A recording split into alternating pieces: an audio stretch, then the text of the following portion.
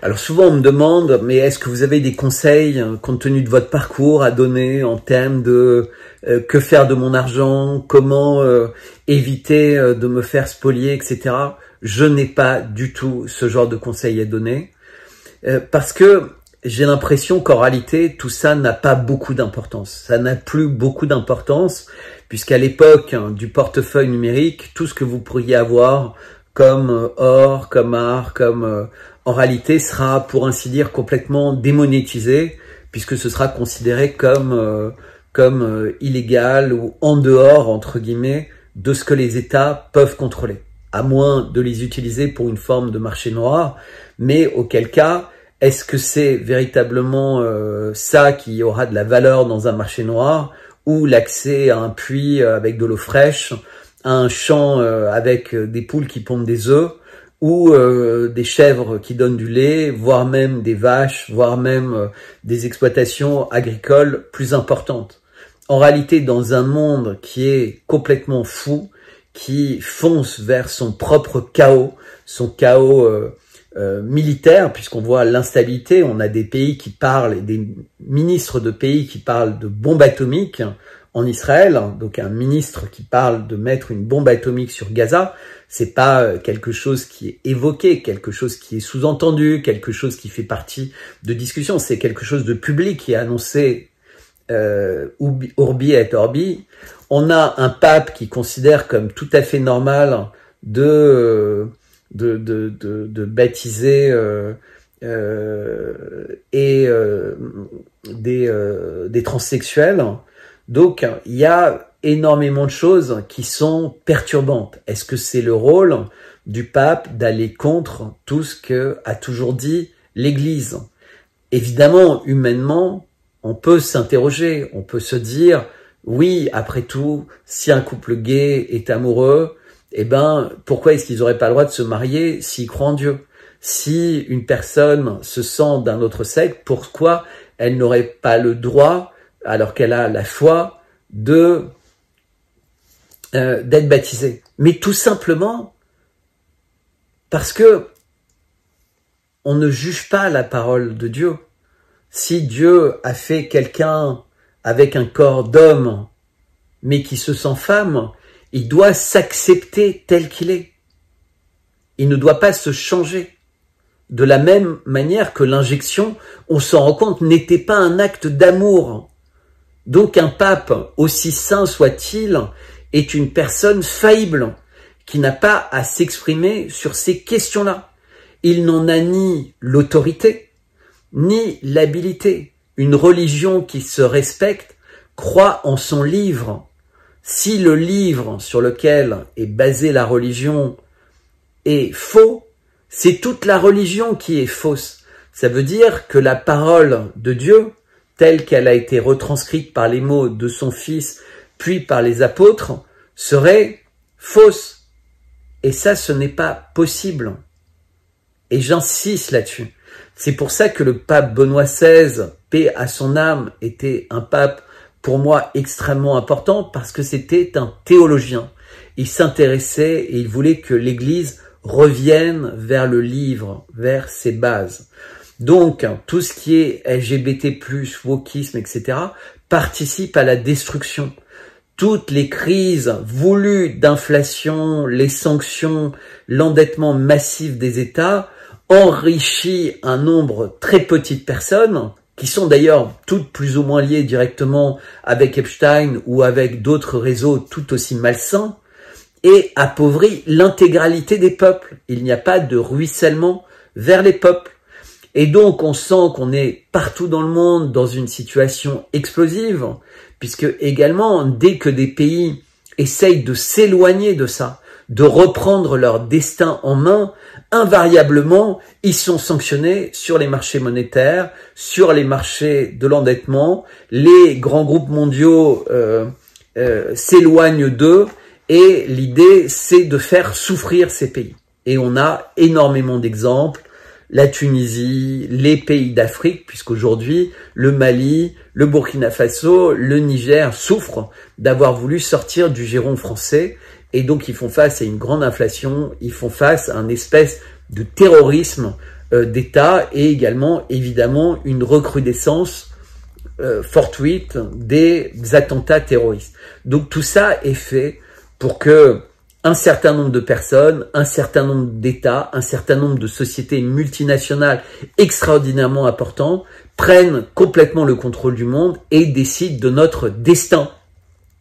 Est-ce qu'ils auront envie de faire, comme dans certains films de science-fiction, des injections où un tiers des personnes, alors je parle des injections qui seront destinées au peuple, un tiers des personnes vivront, elles auront une injection qui sera avec de l'eau, un tiers des personnes deviendront des personnes complètement végétatives, uniquement capables d'exécuter des ordres totalement sains, les premiers, et le tiers des autres, ce sera comme une forme d'euthanasie. Et puis, tous les ans, tous les 2 ans, l'injection suivante, elle aura d'autres objectifs, d'autres proportions, en fonction de l'analyse, entre guillemets, des psychopathes qui nous gouverneront. Vous pensez que c'est faux? Je l'espère également.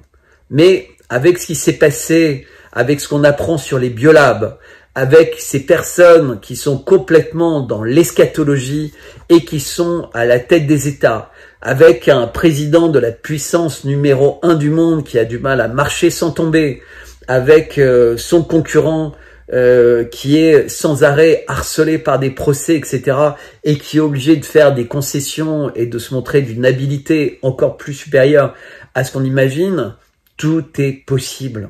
Tout, malheureusement, est possible. Le monde est devenu tellement irrationnel qu'on ne peut pas croire que la science-fiction n'est pas le mode d'emploi d'un certain nombre d'entre eux.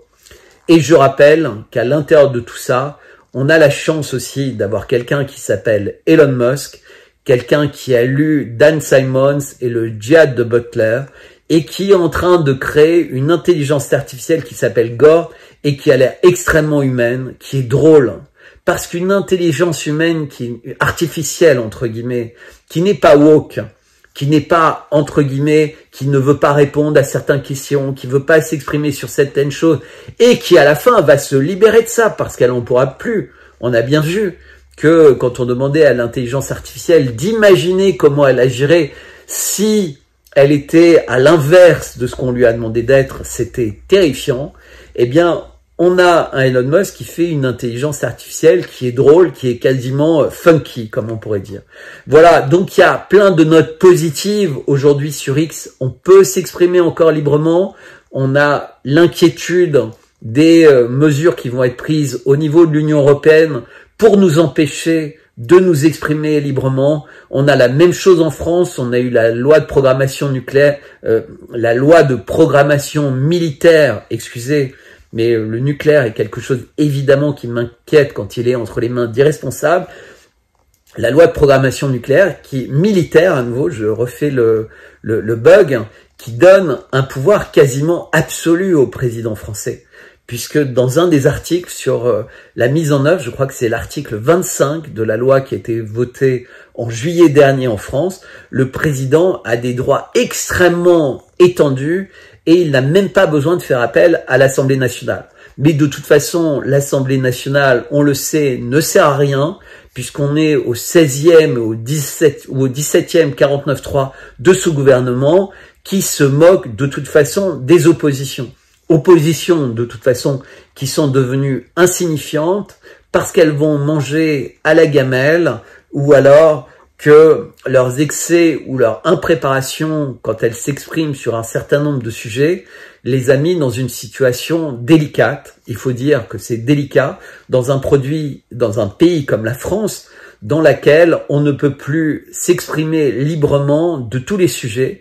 Et en particulier, il est très délicat de parler des exactions et des massacres que commet l'État d'Israël, que ce soit en Cisjordanie ou à Gaza, sans prendre des milliers de précautions oratoires pour parler effectivement des attentats terroristes qui ont été subis par des civils le 7 octobre, et je confirme, et également par le sort des otages qui sont pris à Gaza. Mais il y aurait beaucoup de choses à dire sur ce qui a précédé le 7 octobre, sur les événements du 7 octobre et sur ce qui se passe depuis et toutes les révélations qu'on apprend grâce à Wikileaks, grâce à Glenn Greenwald ou le Haaretz ou plein d'autres journaux qui continuent des enquêtes en profondeur et que j'essaie d'analyser ici pour vous. Donc, pensez à vous abonner à la newsletter Substack, pensez à vous abonner à la chaîne sur YouTube, pensez à me rejoindre également sur X, et on est de plus en plus actif sur Telegram, on va y être sur d'autres supports, Trouve Social, etc. pour essayer d'être partout. On va également être sur le terrain, on va développer un site internet, mais surtout abonnez-vous pour qu'on ait votre adresse en venant nous rejoindre sur Substack. Et si vous avez la possibilité, aidez-nous financièrement, c'est indispensable. Et je le répéterai à chaque fois sans aucune honte, c'est devenu mon métier, c'est devenu mon activité à temps plein. Et j'ai des personnes qui s'engagent à mes côtés. Et toutes ces personnes vont avoir besoin pour vivre d'aide, de soutien. C'est pas du tout de la mendicité. C'est uniquement votre volonté de rendre ce média en permanence plus accessible, plus professionnel, avec plus de moyens pour faire des vidéos sans cesse plus courtes, pour avoir des tweets plus précis, essayer petit à petit de corriger quasiment en temps réel les fautes d'orthographe, faire des montages pour arriver à faire des shorts et pour toucher tout le monde. Mais moi, je ne changerai pas ma manière de procéder. Je vais continuer à m'exprimer comme je le fais librement, et il y aura un espèce de Shadow Bertrand qui sera la même version mais avec des tweets qui seront repris, qui seront corrigés sans faute d'orthographe. Donc il y aura ceux qui voudront les lire directement sur mon flux tels qu'ils sont, regarder les vidéos telles qu'elles sont, ou qui auront envie d'avoir une version entre guillemets plus peaufinée,